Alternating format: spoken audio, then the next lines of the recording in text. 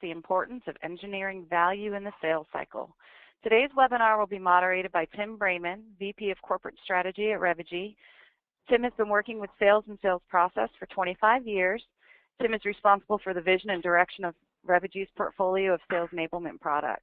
Also hosting today's webinar is Jim Ninivaggi, Service Director at SiriusDecisions.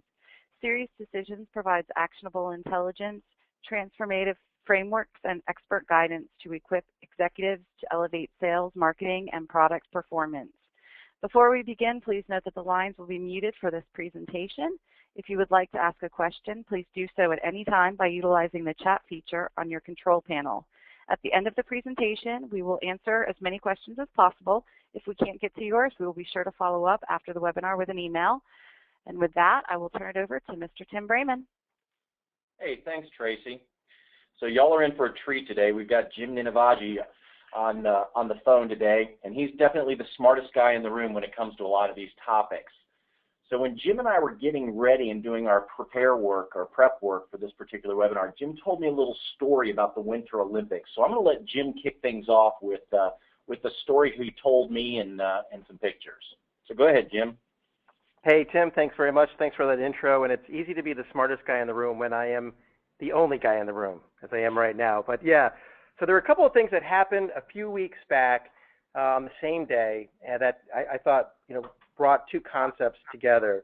And the first was I was actually watching the luge competition during the Sochi Olympics. And I'm usually not a big luge fan, but it just so happened this young man that we see on the screen, that's Tucker West. Tucker is 18 years old. He's the youngest member of the U.S. luge team, and he happens to come from Richfield, Connecticut, which is my hometown. I actually know Tucker. He was a scout in my son's scout troop, and the neat story about Tucker is his dad and he actually built a luge run around their house, and I actually had the opportunity to take a run on it, which was exhilarating and absolutely frightening at the same time. But one of the things I learned in looking and at watching the luge race, the commentators, made the point that in order to win the race at the end, in order to have the velocity required to have a good run, it's all about the start, because it's all gravity. You basically start and you're going downhill. So if you don't get off to a good start, if you haven't built the acceleration at the very beginning, you're not going to have the velocity required to have that winning time. And Tucker happens to be, that's his forte. He's exceptional, an exceptional starter. And the same thing that day, later that day, if you can go to the next slide, I was having a conversation with a client, and they, as part of their advisory service, our clients can, call analysts with questions and issues that they have. And this particular client was saying, Jim, I think my salespeople need closing skills. They just don't know how to take those deals at the end of the pipeline and close them down. And what we end up doing is my reps end up just, caving in on price. They go right to negotiation. And I really think we need to give them some closing skills, and we need to give them some negotiation skills. And I started thinking about his problem and what I learned in that, from that luge experience, a luge story.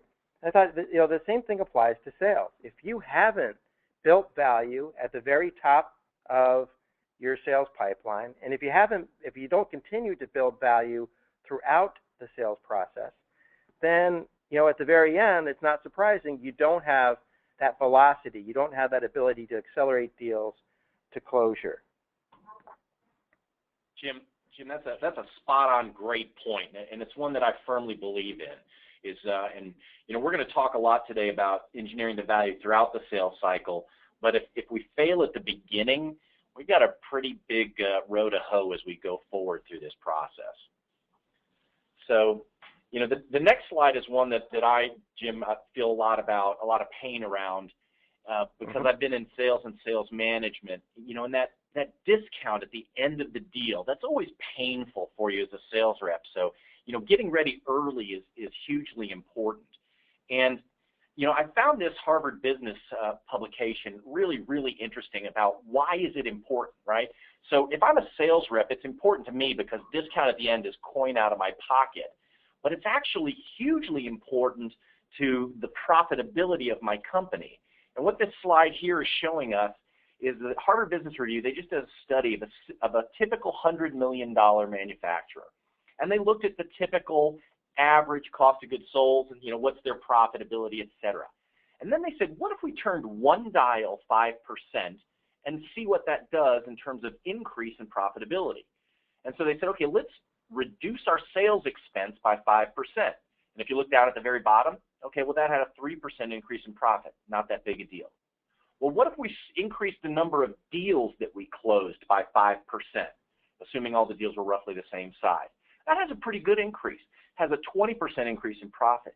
But the real kicker here is if you decrease your discounting by 5% over the same number of deals, it has an enormous increase in profitability. So, there's value not just at the individual rep level to make sure that we're selling value and not discounting through the process, but there's huge value to our companies overall.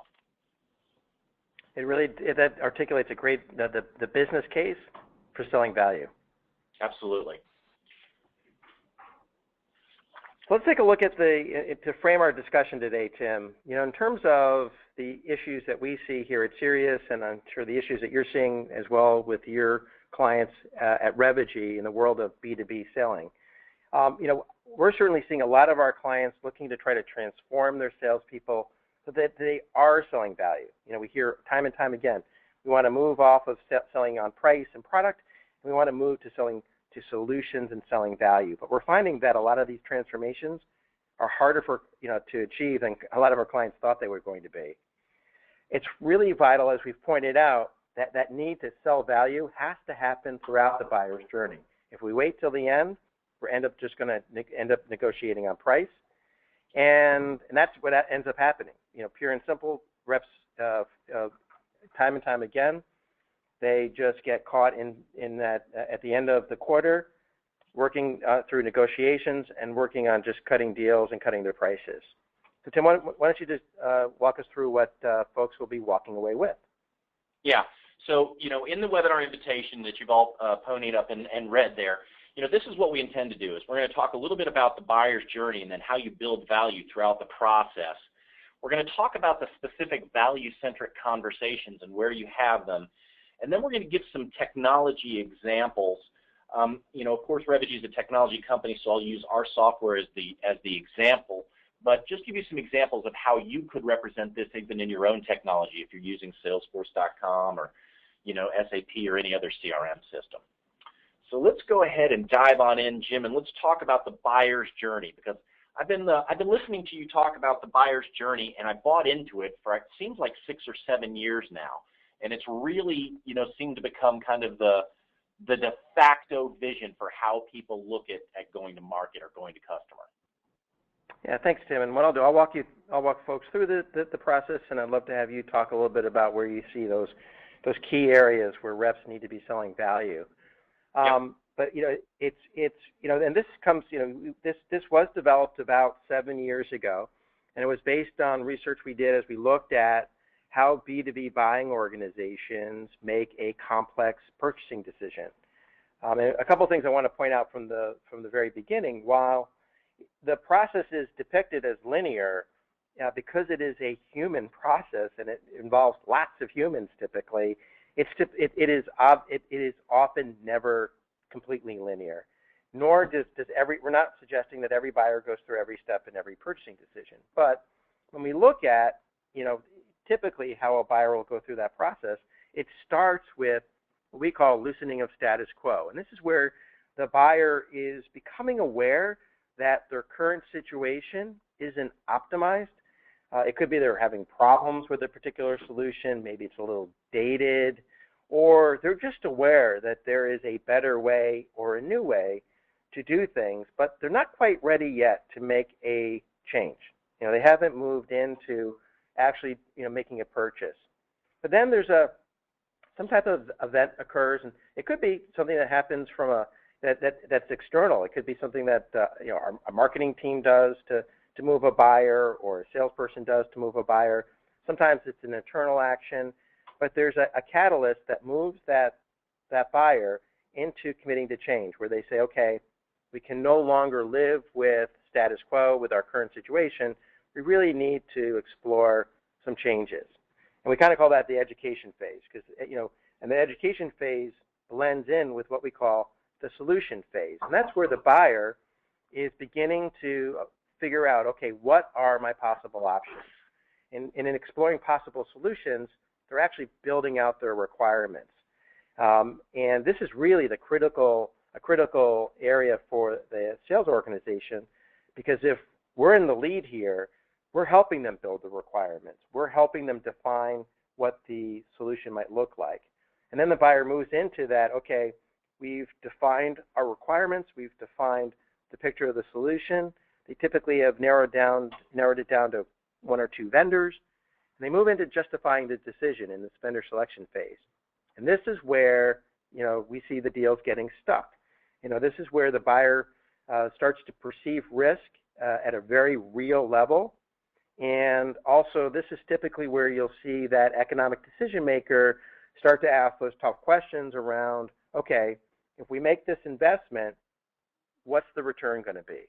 And if we make this investment here, it means we can't make the investments in these other priorities.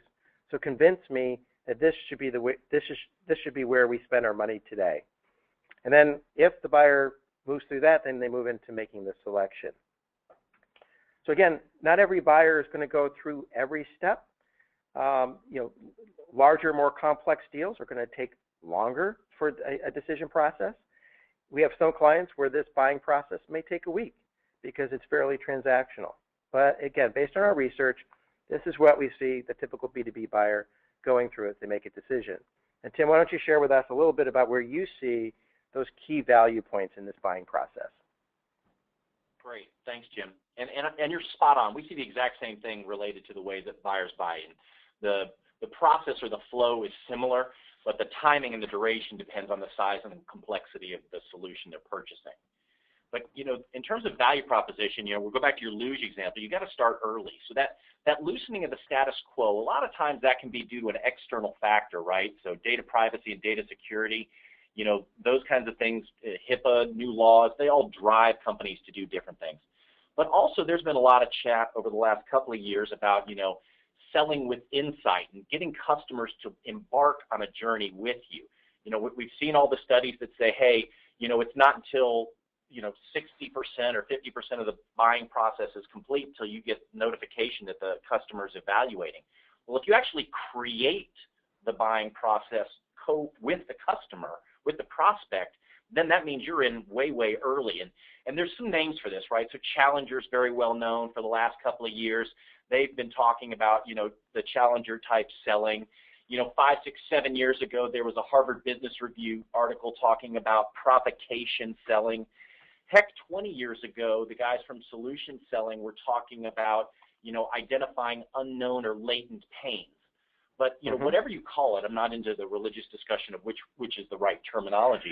It's about, it's really about getting the customer to become aware of, oh my gosh, here's what my competition's doing. I should really look at this and maybe prioritize this solution. So if you're there as the seller, helping create the vision of the buying process, that's the best way to add value and drive yourself up the chain. Companies, like everybody, are limited in time and resources, so they prioritize. So, things that have big bang are filtered to the top and selected because they can't solve all the problems. So, that there's going to be a certain value that they'll assess to this project at this point. So if you're helping create that process, you can help set the value of what it's worth to solve. Now, the other place where you start to get some leakage here is that initial value proposition from the vendor, right? Whether it's a case of, you go out to, you're evaluating CRM solutions, and you go to Salesforce.com and look at the price on their website. You go to Microsoft and look at the price on their website. You go to SAP Oracle and look at the prices on their website. That establishes a price in people's mind, but also that indicative price, that first pricing proposal that you provide to the customer, that's a huge place where there's risk of leakage by not setting your price appropriately high. And there's actually some research that MIT and Carnegie Mellon have done that said, if you actually lead with a higher price, you have more control over your pricing than you really think. If you kind of anchor your pricing higher, if your first indicative price is, oh, here's our price, and oh, by the way, we'll give you a 50% discount, because that's just list price. You've already hacked through your value very quickly. And then the other place is, you're going to have to go through negotiations with purchasing at the end. And then at the last point, the customer's going to have to go ahead and say, okay, we're going to select your solution. You want to make sure that, at this point that you're prepared for those final negotiations and you've got the appropriate ROI so the senior executives are going to say, yes, we're going to go ahead and move forward with this solution because the ROI is there. So those are some of the key inflection points. We'll talk a little bit more in detail about the risks and some best practices at each of those as we go forward. But next, Great. Jim, I'm going to turn things over to one of your topics here around, kind of middle of the process. Great, thanks. Yeah, and it's funny, even just calling it list price. As soon as you say list price, you've indicated to the buyer that's not really the price you're going to pay. Exactly. That's our price. So yeah, and Tim, this drives home the point that you were making. You can just build this out. But the point that regardless of where the salesperson intersects a buyer, the reality is that buyer is doing much more of their buying process online. And they can be doing that concurrently with meeting with the salesperson. And because of that, one of the unique challenges in selling today is understanding that buyers are going to different areas, different sources, different watering holes to learn more about what the requirements should be, what other companies are doing. So tools like Twitter, LinkedIn, they're going to blog posts, they're following, analysts and thought leaders. And, often that means that a buyer, if you could just build out one more build here, that by the time the salesperson meets with them, and it could even early in the buying process, that buyer could be heavily influenced in terms of what they think their needs should be, and also, and we call that preordained need, and also what the solution should look like, or what we call that preconceived solution. And so it's creating a unique dynamic and a unique challenge and opportunity for both marketing and sales to kind of change the conversation they're having with buyers. But again, what we're finding is that very few of our clients, even though they recognize this change, are really doing anything about it. And that leads nicely into our next topic, which is all about the changing conversations that our sellers are having with buyers. And Tim, why don't you talk us through it? This is I know a topic that we talk a lot to our clients about, and I know that you're talking to a lot of your clients about. Yeah, so Jim, this is actually Jim's slide from SiriusDecisions, but when I saw it, man, it resonated with a personal story that I'll tell you that I had, which was, people today are much more moving, everybody wants to move away from the product, that, the salesperson is the walking brochure, and moving more towards selling solutions. And Jim, when the customer's getting self-educated early in the process, and they think they're smart about a topic, but in reality, the salespeople are the ones who add enormous value by being a domain expert and really asking insightful questions and guiding the seller and leveraging their expertise, even though the customer may think they already know everything because they researched everything on the internet. And the story that I told you the other day was that I was actually at Home Depot, and this, when I saw this slide from you, this story snapped into focus for me. And I'm walking through, and one of the nice guys in the orange coveralls comes up to me and says, "Can I help you?" And I said, "Yeah, I need to buy a hammer." And the guy says, "Right this way," and he's escorting me. I mean, great service there at Home Depot. And as we're walking, he engages me in a conversation. He says, "Tim," or he didn't know my name. He just says, "Sir, what kind of a hammer are you looking for, claw or ball peen?" I was like, "Okay, I'm a smart guy. I'm going with the claw hammer." He says, "Great, great." And we make the turn. He goes, "Okay, what size, 12 or 18 ounce?" And I hesitated for a second, but then, I'm a guy, bigger's better. So I paused and I said, 18 ounce. And he noticed my pause and he looked at me and he said, "What are you going to do with the hammer?" And I said, "Well, I'm in the process of building a deck in my backyard." And he looked at me and, this in true challenger style, if you will, or provocation style, the guy said, "You're crazy." He said, "Your arm will fall off before you finish that deck. Instead of buying a hammer, why don't you rent a nail gun, you'll be done so much faster and you won't be in constant pain. And I was like, now this is a guy who has deep insight and has guided me away from product A to product B brilliantly. And so, that domain, he just evidenced right on that spot tremendous domain expertise. And even though I thought I knew everything, because I got a garage full of tools, Jim, probably like you do, I thought I knew what I needed, and he just guided me in the right place and really demonstrated what really awesome salespeople can do to guide the buying process. I do not have a garage full of tools, and I would have been the guy saying, okay, who's a good contractor? Because I need somebody to build this deck for me. But yeah, that's ultimately, again, whether you call it provocative selling, challenger selling, or to your point, Tim, solution selling, which did say, hey, look, your buyer's going to say, I need this, and your job as a salesperson is to really understand, do they need a hammer, or do they need another solution? Is there another way to solve that problem, a better way to solve that problem? And that's, in terms of that transformation, that's what our clients, again, our B2B clients are looking to transform their sales organizations to doing, but they're having a hard time doing it. As a matter of fact, if we look at the next slide, one of the things that we do here at Sirius is we gather data and gather research on, and part of that data is understanding what the key inhibitors are to sales success. And so we've asked, and we continue to ask B2B marketing and sales leaders, tell us, what prohibits your salespeople from achieving quota? What's your biggest challenge? And it's interesting. I would have thought it would be, that we don't get enough leads. You hear that all the time. Or our salespeople just aren't very good. They need better skills. The real issue is that bottom one. It's the inability to communicate a value message. That's huge.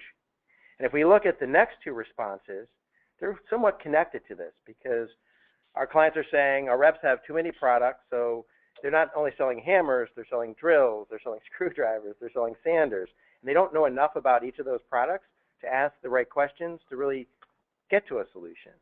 And also, there's an information gap. They just don't know enough about their customers. They don't know enough about the industries that they're calling on to make that value connection. And that all then comes together with that inability to communicate a value message. And that's the thing, in terms of, if I'm not capable of connecting with our buyers and selling that value, again, I end up, just being a price seller. Yeah. Some other research we did, if we can go to the next slide, we actually went out, because we don't just talk to sellers, we also want to talk to buyers.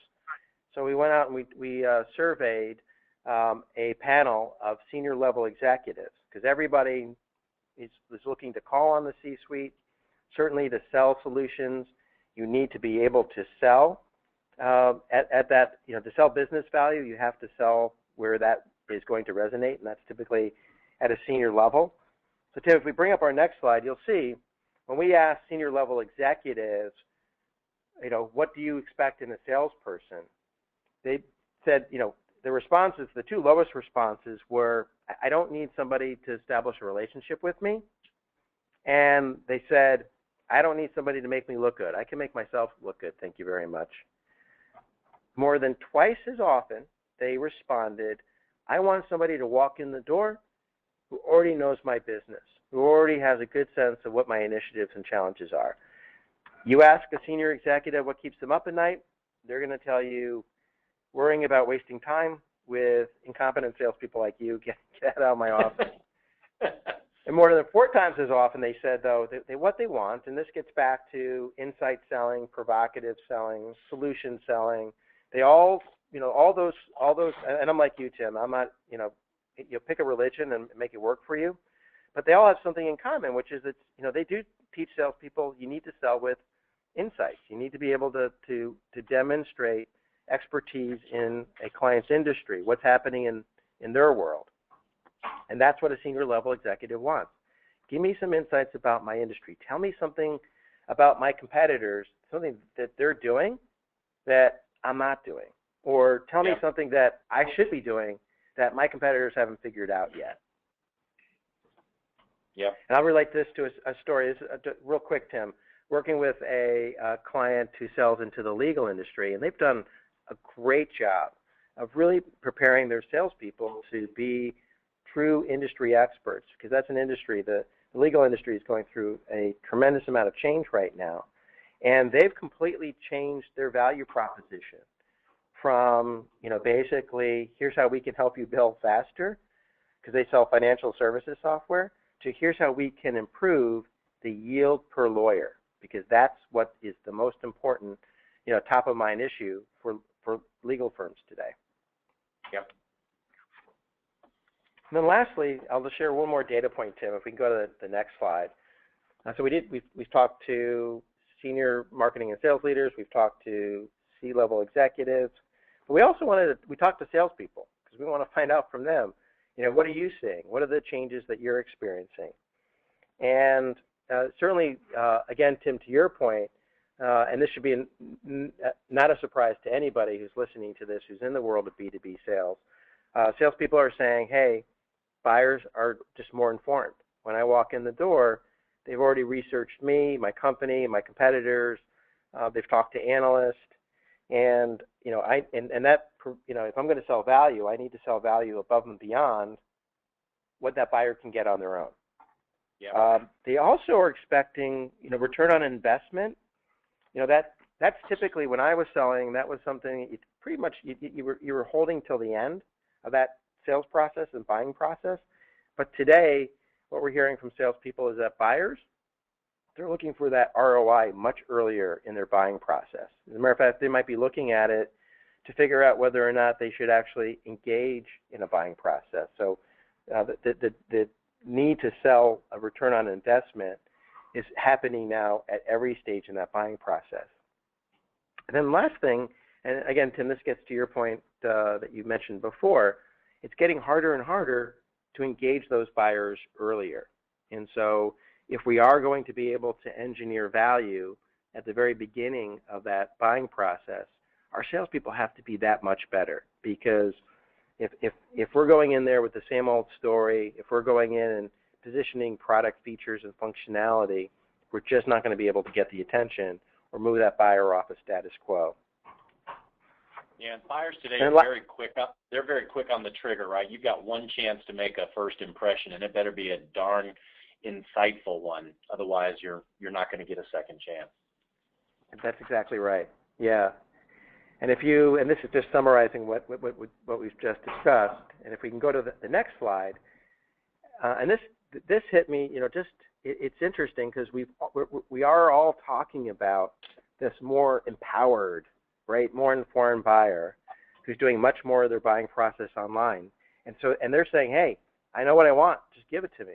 So one dynamic, one force is these buyers becoming a bit more transactional. And at the same time, we've got sales organizations that are telling their salespeople, hey, you got to go out and you got to sell solutions. And so you've got what we call these diametrically opposed forces.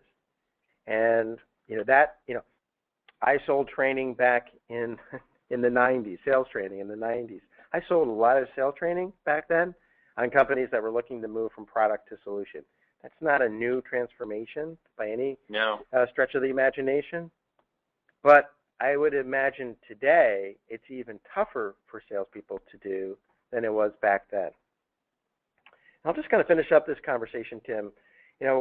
In looking at preparing your salespeople to be able to sell value, they need to be able to play three roles, and they need to play those three roles at a very high level. And you mentioned one before, which is they need to become a domain expert. They need to be knowledgeable not only on their products, but they need to understand their customer's business, their customer's customer. They need to know the industries that they're calling on, and they need to be able to connect the dots for buyers and show how their solutions can provide value to that organization. At the same time, though, because of the complexity of today's B2B buying and sales environment, we recently ran a roundtable on onboarding, and we asked our 20 participants, what's your biggest challenge? The number one challenge universally, the pace of complexity or the level of complexity just continues to accelerate. And so salespeople need to become really good at aligning and orchestrating resources, because they may not be the subject matter on everything. And they possibly, it's possible that they can't be. If I'm that Home Depot guy and I'm not the expert on hammers, it's not good enough for me just to say, well, I don't know anything about hammers, so here's the aisle and good luck to you. My job is to find, Sally over there who is the expert on hammers and bring her over and connect you guys. So that's so salespeople need to be really good at aligning buyers and the resources on the buyers and the resources on their side. And then the last role, because every buying process has a level of risk to it, to any buyer, and depending on the size of the purchase, the exposure of the purchase, that level of risk, and also my experience with you as a vendor, there are going to be different levels of risk. But what's important is the salesperson doesn't pretend that risk doesn't exist or hope it doesn't rear its ugly head at the end of the call. The salesperson needs to understand that risk will exist, and their job is to build the case for why a company should make a decision and that the decision outweighs the risks.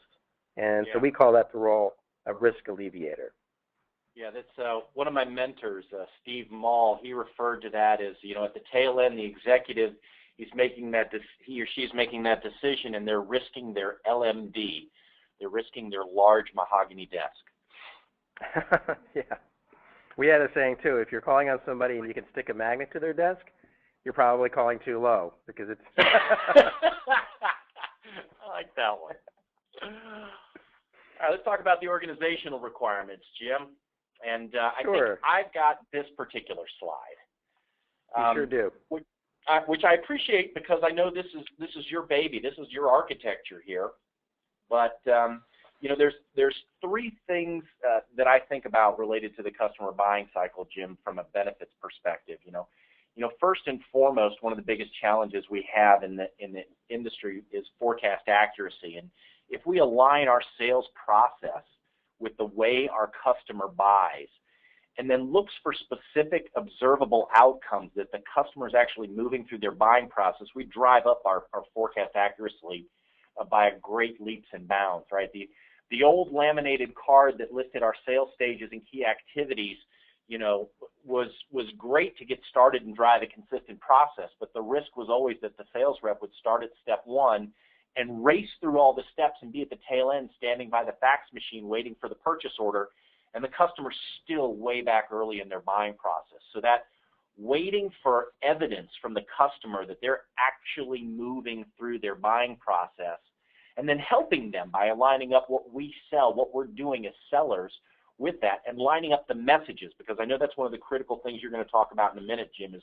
conversations and the messages. But lining that up with where the customer is absolutely crucial.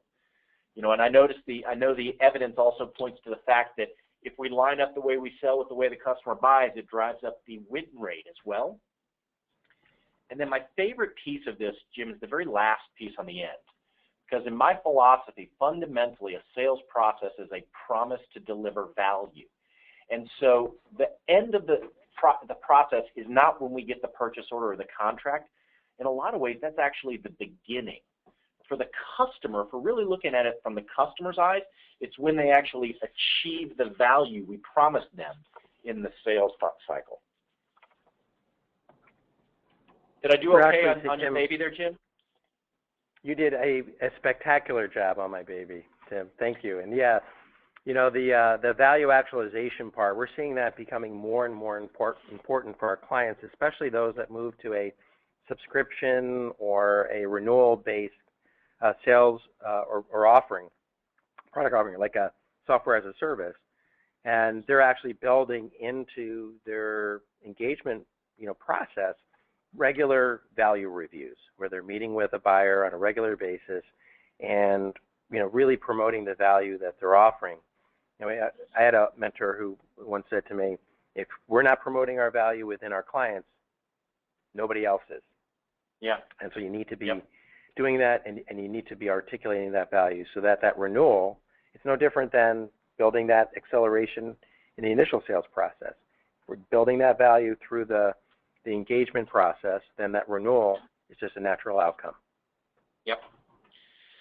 So the next step is one of the things we said we'd talk about, Jim, is kind of that the value through the sales cycle. And let's talk about the places where value leaks. So we talked when we first got in there is, if the customer builds their own business case, they may not recognize all the value. So, one of the best effective practices is to make sure that you're helping create that process, that sales process with the customer with insight or provocation about specifically how the value their peers have achieved, right? Somebody who's in the same industry, same boat as that particular customer. One of the other things that is typical is a lot of times the people who put the prices on their website are the low-cost providers. And so maybe the customer perceives that the price should be lower for whatever reason. One of the things that you can do in the sales cycle is make sure that you're doing really effective discovery of all the different stakeholders and gleaning the value that each of them has so that you can make an additive business case. The other practice is, Jim, what you were talking about, lead with an ROI, right? One of the biggest risks I see is that very first or indicative proposal of somebody gives on pricing, they've already put a discount in it. You're negotiating against yourself at that point, or your story about list price. So, lead with the value and establish a higher price point, and then make sure that you do enough discovery, that you're working with the customer and you're bringing deep discovery and asking good questions and finding higher, wider, deeper problems that your solutions can uniquely solve. Because one of the things you don't want to have happen is you don't want your solution at the end to look like everybody else's, because then the only thing you've got is price. So the real winning factor here is to make sure that you really know what the stakeholders seek so that you can have specific solution value that makes your solution look unique. And then, that tail end, you're going to have to link not just ROI. Every product's got an ROI, it seems like. But does your ROI link specifically to the customer's business risks or business strategy that they've evoked? And then one of the last ones that I deal with is, once you get to the tail end, procurement is always going to say your price is too high. If you gave a 75% discount right out of the gate, and once you get to procurement, they're still going to say your price is too high. And I did a deal many, many years ago, Jim, with a local hometown airline here in Atlanta, Georgia. And these people were brilliant negotiators. And I was a young sales guy, and I brought a knife to a gunfight. I mean, the business people said, okay, well, we built a business case, and we've got this much budget, so you're going to have to bring your price down to fit my budget. And then the next step is they handed me off to finance, and finance says, well, we need to do an ROI justification for your solution, and based upon our metrics internally, your solution's only worth this amount. So then they gave me another haircut. And then I went to purchasing, and the first words out of their mouth, literally within the first 60 seconds is, you need to cut your price by about 35% in order to be competitive, right? And this is after we'd won the deal. And, I refer to it being nibbled to death by rabbits. I did not have an effective plan going into the negotiation. So, those are places through the process. You've got to make sure that you're engineering great value conversations all the way through the process. And then guiding people effectively in your Salesforce automation tool through that process. And so all I'm showing here, Jim, is a visualization of a customer buying process, and that fact that wherever you are in the process and whoever you're having the conversation with, we need to be providing, tools and insights so that the teams can have great conversation and have great messages. And that's the process side. Jim, the next set of slides is really talking about the conversations we have to have and the value of those conversations. So Jim, I'm going to hand it back to you to talk about this productivity model that you've built. Okay, Tim, and I'm still trying to get over that nibbled to death by rabbits visual that I've got going on in my head here. I think I'm going to have nightmares tonight about rabbits nibbling me to death. But yeah, we've all been there. If you've been, in sales, we've all been there. And the challenge is, again, how do we ensure that we are engineering that value so that those conversations that would keep coming back to our buyers about and reminding them of the value that they're going to get, and then those rabbits go away, hopefully. Yeah, let's talk a little bit about, because in terms of, again, looking at the organizational requirements, one of the things that we'll hear from our clients is our salespeople just don't have the time to sell value. They're just so busy trying to get out there and close deals and to be on as many sales calls as they can that they simply just don't have time to train them properly. The reps don't have time to properly prepare. So we came up with this activity matrix, and basically it came about through a series of conversations we were having with clients who were doing these activity tracking exercises or time studies with their sales organizations, and they weren't quite sure like how to use that data. And so basically said, look, you can take any activity that your salespeople are doing on any given day, and you can put it into one of these 4 quadrants. And the 4 quadrants are defined by these 4 parameters. It's either a core selling activity, and we refer to a core selling activity as any activity you're doing that either gets a salesperson into a deal or helps them move a deal down the pipeline. And then there's non-core activities, basically everything else that the reps are doing during the course of a day. And then there's the stuff where they're doing when they're not directly engaging with buyers, and the stuff when they are actually engaged in a conversation. And that could be a conversation via email, via social, via phone, via WebEx, via face-to-face. But at this point, our buyers and sellers are having a conversation. And so if we look at the 4 quadrants, the lower left quadrant, that's where we call it the black hole, because that's where salespeople are spending time and it's bringing absolutely no value to your organization. There is no revenue that's going to yield from these activities. It's stuff like expense reporting, sifting through the countless corporate emails that have nothing to do with marketing or sales, calculating commissions. We had a client who had such a crazy commission plan that every time a rep closed a deal, they had no idea how much money they made. So they would sit there and try to calculate their commissions. And we found through the activity study that they were spending 2 to 3 hours per week just calculating their commissions. That's a complete waste of a salesperson's time. So what you want to do there, this is the quadrant. If organizations really are committed to selling value, this is the quadrant that they can usually steal some time from to begin to then focus the reps to get better at selling value. The lower right quadrant, this is where reps are maybe not engaged in what we'll call direct selling, core selling activities, but they are directly engaging with a buyer. And it could be that they're taking customer service calls. So, customer says, hey, my invoice was incorrect, or we're still waiting on that shipment. Or the rep could simply be, hey, they stop, you take the client to lunch, you're not really talking business. And we say this is an important quadrant, but it's one that you want to pay close attention to make sure that your salespeople aren't spending too much time here because they're comfortable and they're really not, it's not leading to additional business. Really, where we want our salespeople to be spending a majority of their time are in our 2 upper quadrants, because those are core selling activities. So Tim, these are the activities that get a rep into a deal or help them move a deal down the pipeline. And that upper right, I'm going to actually start with the upper right. This is the one that everybody wants their salespeople to spend more time in. We want our salespeople spending more time with buyers. We want them out there more in the field. We want them to be conducting more sales calls. And that's usually goodness. And we call this the engagement quadrant.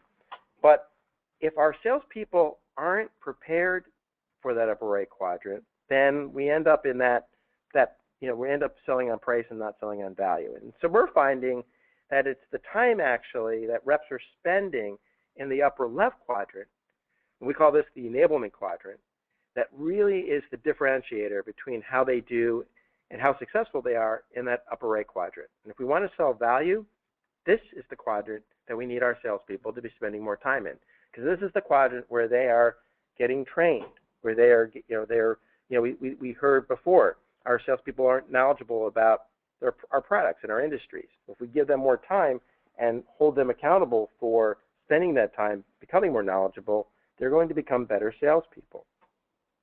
This is where they do opportunity strategy, and they can use a tool like your Revigy tool in order to get a better understanding of where they are in that opportunity, and they can look at the relationship map and figure out, okay, what are my next steps in order to win this deal? That's all happening in this upper left quadrant, and we have data that shows high-performing salespeople, those that are at quota or exceed quota for 3 consecutive years or more. When we compare them to what we call the herd, that's the rest of the sales, the sales group that we collect the data on, those high performers are spending on average about 18% more time in this quadrant than their peers. And that would, just make lend. Yep. I know you have a saying down south for that. What is it? It's getting ready to. Fixing to get ready. That's what we call that. Fixing to get ready. Fixing to get ready. That's it. So more, we need more fixing to get ready to fix our sales problems. So as we move, again, as knowing that and understanding, okay, if we're able to give our salespeople more time in that enablement quadrant, I early in my sales career, one of my early sales managers said to me, "You need to make sure you understand every point of value." And what he meant by that is, I was selling software at the time, that, there are going to be different people playing different roles in the buying process. And I was actually selling software to the magazine publishing industry. So the publishers cared about, the numbers. How is this going to help us, run a more profitable magazine? I was selling software, so the technology people cared about the technology. What does it run on? What kind of Unix box?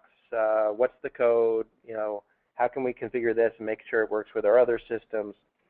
Then I had the folks in accounting and finance, the users, who cared about, how does it look? How easy would it be? And it's really important, selling value isn't generic. You really need to make sure that at every point in that buyer's journey that you understand, the different personas that are going to be playing a role at various points in that journey and what their individual points of value are. And to help our clients understand that persona, we've built out, this is the SiriusDecisions persona template. And I know there's some controversy out there around, around personas, and and I think part of that stems from, B2C personas. Companies that develop B2C personas, they actually develop like a person. And this is Bob. He wears red sweaters. He drives a blue car. His dog's name is Rusty. We're not talking about that kind of persona. We're talking in B2B. And a lot of sales organizations, this shouldn't be new to a lot of sales organizations. It's understanding for each of the different, typical players in the buying process. It's understanding what's their job role, what are their common titles, what's their buying role. So are they that user buyer? Are they going to be, the economic decision maker? What are their key initiatives? What drives them? And what are their challenges? What worries them? If I'm the user buyer, is this solution going to replace me? Or am I going to be able to learn this? If I can't learn it, will I lose my job? If I'm that publisher, if I'm that economic decision maker, I want to know, hey, I need to be able to run a leaner, meaner, more profitable magazine. Show me how it's going to do that. So it's building out these personas and understanding what those individual points of value are. And then you're going to want to take these individual personas and you're going to want to connect the dots. And Tim, I know that Revigy has a great tool to help organizations do that. Yeah, and so Jim, what we put together here is just a persona template. The idea being is that leveraging the SiriusDecisions persona model, you start with that as the blank template, but then for each actual live sales opportunity, you flesh it out with whatever person physically materializes in each of those personas. But from the beginning that you're going to have to get to the CFO, the CEO, or the VP of strategy, or whoever the case may be, depending upon who you sell, so that you're prepared and focused on, okay, I've got to hit these 3 roles in order to win this opportunity. And then as you move forward, you can flesh it out. So that's a way, because salespeople are visual. So if you take the personas and present it visually to people like an org chart, it resonates highly with salespeople who all tend to be very visual. But then, Jim, going back to you, you got to make sure that you got the right conversation for each of those people.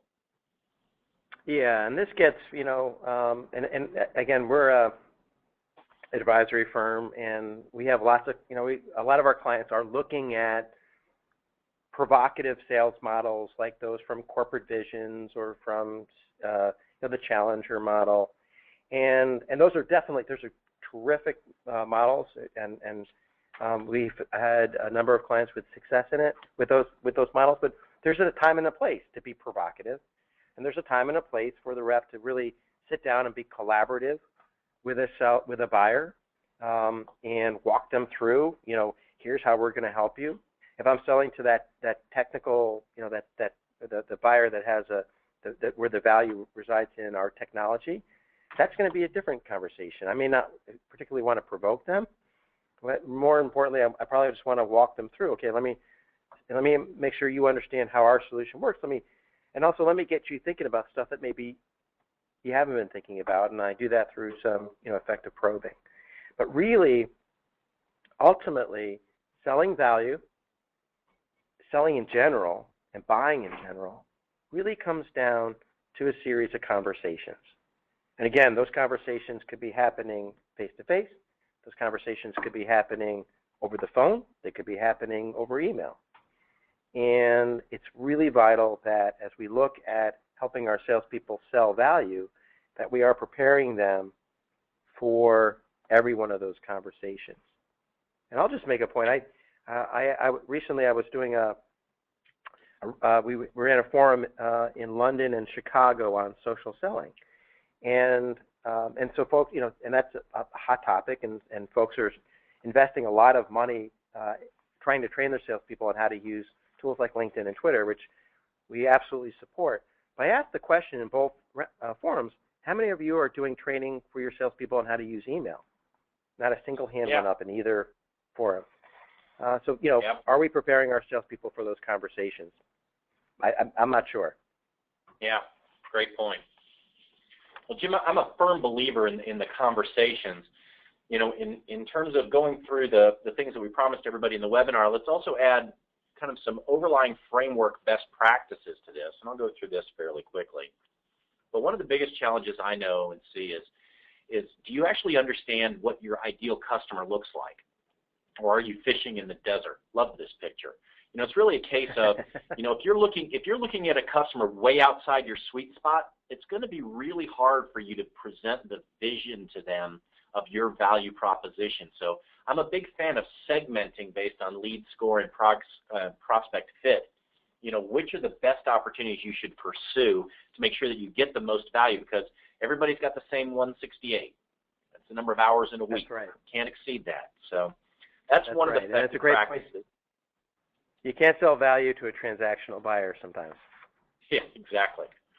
And then, all right, I'm proving how old I am. I liked this movie.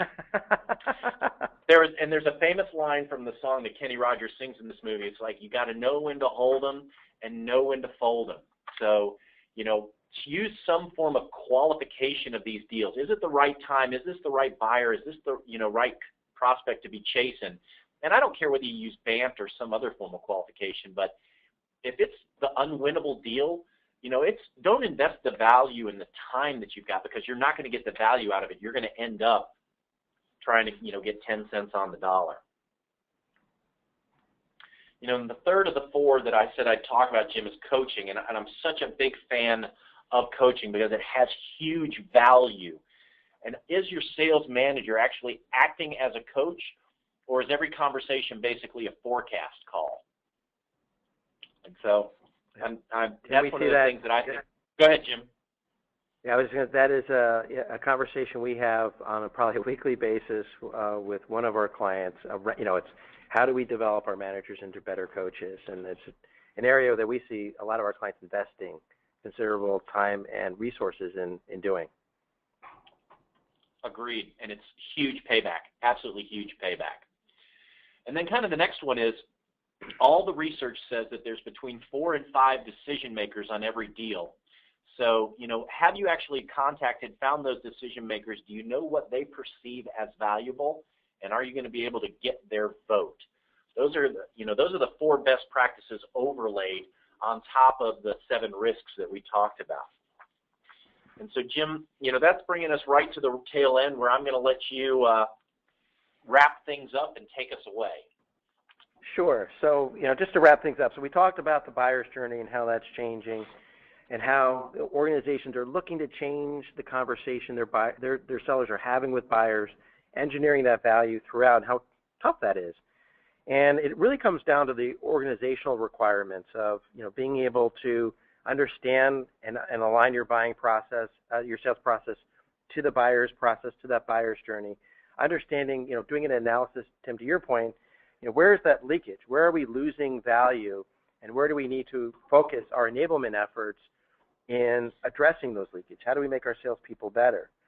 And then lastly, it's how do we bring it all together, again, using some technology, understanding those points of value so that we can ensure that we are taking a holistic view of looking at how our salespeople can engineer that value with every buyer at every step in the buyer's journey. And with that, I think we'll throw it out, and I think we've got a few minutes here. We can throw it out for some questions. Thanks, Jim. Thanks, Tim. Great presentation. We are really up against it, but I think we have time for just a couple of questions. If you do have questions, you can submit via the chat or question dialog box, and we will get to them at the end of the presentation. We'll send you an email. But a couple that have come in, what is the role of the first line manager in creating change? Well, Jim, as a change management guru, I'll let you have that one. Well, I think that question must have come in before that coaching slide that you put up, because that's the answer right there. It's and it is. I guess it's so. We all know that role should be. It's that coaching role, and it's such a vital role for first line managers. And again, it's one of those things that all of our clients recognize, but very few clients do a lot about. So this is a simple answer, which is you've got to develop your sales managers to be effective coaches with a difficult execution component, which is to get them to be effective coaches is going to take you need to make sure that you are promoting the right managers into the role. There's clear expectations on that coaching role, and that you're providing them training and guidance and support and actually playing that role. But that's it right in a nutshell. It's really the most vital role is that coaching role. Yeah, and Jim, I see this all the time. I had the privilege of having some great coaches and mentors, but I've also seen the other side of the coin. And telling your reps to get her done, as we say here in the South, is not effective coaching. So that is a skill that does have to be developed, and it's crucial in those frontline sales managers. Absolutely. All right, Tim and Jim, that is it. That's all the time we have. I know I have a couple other questions coming in. This presentation will be made available. We'll send out an email so that everybody has a copy of this and a copy of the recording. If you have any questions, please feel free to submit them via the chat box, and we'll send you an email with answers. With that, I think we're all wrapped up. Thanks, everybody. Thanks, Tracy. Thanks, Jim.